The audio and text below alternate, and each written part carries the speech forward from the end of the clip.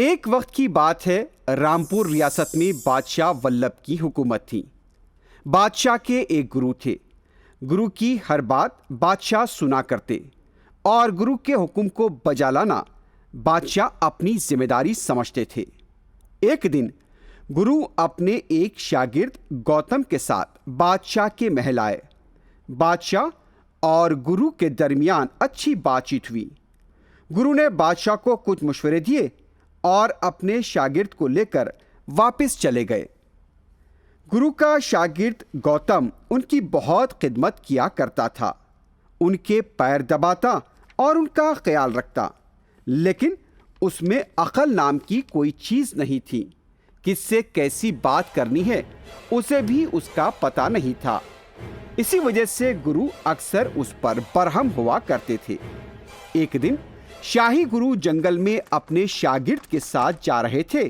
उसी वक्त एक वाकया रूनुमा हुआ। बीच जंगल में डाकुओं की टोली ने उन्हें घेर लिया। डाकुओं के हाथ में चाकू थे और वो बहुत खूंखार थे। ये देखकर गुरु ने कहा, मेरे पास क्या है आपको पता नहीं शायद। मैं तो एक साधु हूँ। मेरे पास क्या होगा, ना तो पैसा है ना तो सोना चांदी है। तभी एक डाकू ने गुरु का हाथ पकड़ लिया और शागिर्द गौतम से कहा, क्या बोला मैं?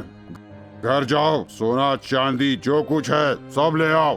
डाकू को बरहम देखकर शागिर्द गौतम ने कहा, मैं वो सब जाकर घर से नहीं ला सकता। मेरे गुरुजी जो है ना, उन्हें सोना बनाना अच्छी तरह आता है। यह सुनकर डाकू ने कहा, फौरन मुझे सोना बनाकर दिखाओ, नहीं तो तुम्हारी जान नहीं बख्शूंगा। तभी गुरुजी ने अपने शागिर्द गौतम की बकवास सुनकर सोचा कि अब तो कुछ रास्ता निकालना पड़ेगा, और उन्होंने कहा, हाँ मुझे सोना बनाने का तरीका आता है, लेकिन मैंने जादू की लकड़ी बादशाह के पास रखवाई है। मुझे उस लकड़ी की जरूरत है। उस लकड़ी के बगैर मैं सोना नहीं बना पाऊंगा। इस पर डाकू ने कहा,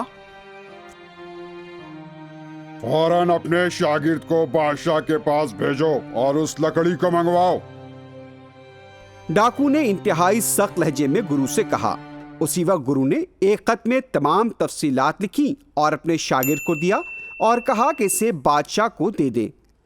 शागिर्द गौतम गया और बादशाह को वो दे दिया।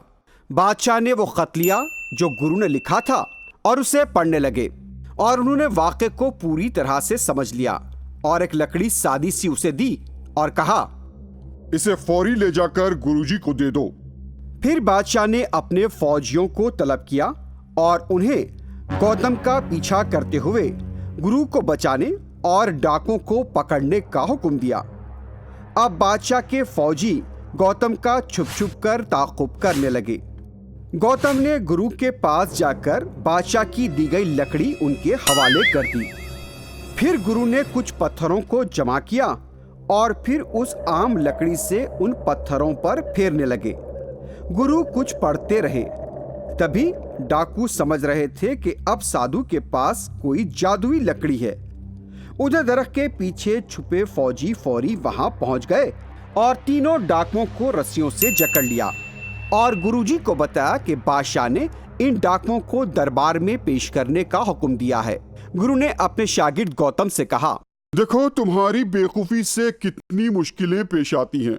किससे क्या कहना है, क्या बात करना है। आइंदा से सोच समझकर बात किया करो।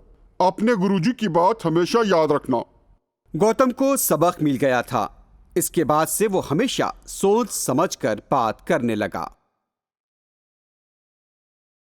Hi kids! Hope you like the video. Subscribe for more videos. Visit us in Facebook and Twitter. Thank you. Bye bye.